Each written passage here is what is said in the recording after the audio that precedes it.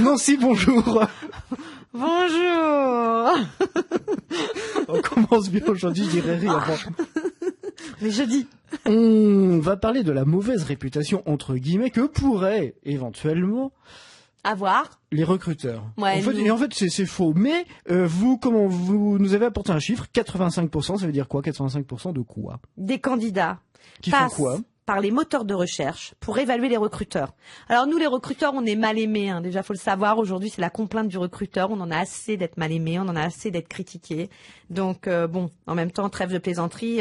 Les candidats, il y a tellement d'arnaques à l'emploi, il y a tellement de surenchères autour de certains postes qu'effectivement, ils vont scanner un petit peu plus les recruteurs par le biais des moteurs de recherche, des sites, des réseaux sociaux, pour savoir à qui ils ont affaire, pour savoir aussi quel est le taux de succès des recruteurs, enfin faut-il le mettre, c'est pas une obligation non plus, et puis savoir si aussi les postes proposés par ces personnes existaient vraiment, on trouvait preneur ou pas. Moi j'ai rien contre, simplement vous me connaissez, dans ces cas-là faut pas râler après sinon on fait la même chose. Bien sûr. C'est de bonne guerre. Bien sûr, bien sûr. C'est de bonne guerre. Donc après les gens qui n'envoient pas de photos quand on leur demande une photo, qui revendiquent leur droit à l'image, qui revendiquent au fait que ouais mais forcément si vous voyez ma tête vous aurez des a priori etc. Bah oui mais dans l'autre sens ça marche aussi.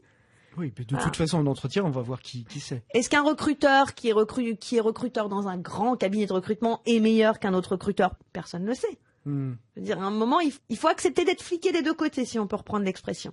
Il faut accepter de jouer le jeu, il faut accepter de se dire bon bah effectivement, j'exige une visibilité de la part des recruteurs parce que je veux pas me déplacer pour rien, je veux pas perdre du temps et d'énergie avec des baratineurs. Oui. Eh ben nous on a le même droit.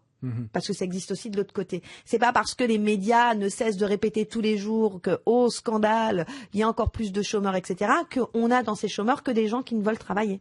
C'est pas toujours le cas. 15% donc des candidats ne font pas de recherche sur les recruteurs. Est-ce que vous les mettez en garde aussi? Oui, bien sûr. Pour les mêmes raisons. Voilà, faut trouver le juste milieu. C'est-à-dire qu'effectivement, je mets encore plus en garde quand ce sont des recrutements qui sont organisés uniquement sur le portail virtuel. Donc là, effectivement, vous googlisez un peu le cabinet, mais ne googlisez pas que la personne, vous pouvez googliser aussi le cabinet. Tout se passe pas que par le recruteur. Le recruteur appartient à une structure. Mais je leur conseille de le faire, puisqu'il y a des arnaques à l'emploi tous les jours. C'est ça, voilà, c'est là où je voulais en venir. Oui. Exactement. Et puis je leur conseille de le faire aussi pour voir si c'est pas simplement de la récolte de CV pour alimenter une base de données. Parce qu'il y a beaucoup de cabinets de recrutement qui font ça aussi. Ils sont toujours en train de chercher des gens. D'accord. Toujours. Un peu comme les agences immobilières qui partent à la recherche du mandat et qui finalement vont jamais signer. Exactement. Vous voyez des agences d'intérim qui proposent toujours les mêmes postes. On finit par se demander si à un moment ou à un autre. Il y a quelque chose derrière. Il y a quelque chose derrière. Donc tout ça c'est légitime. Mais ensuite c'est un contrat de confiance qu'on passe entre eux. Exactement. Les personnes et ça c'est important. Et donc après quand nous on dit qu'on googlise les candidats, faut pas crier au scandale. Parfait. Merci beaucoup Nancy. Je vous en prie. Et méfiez-vous des recruteurs. Oui, méfiez-vous de nous.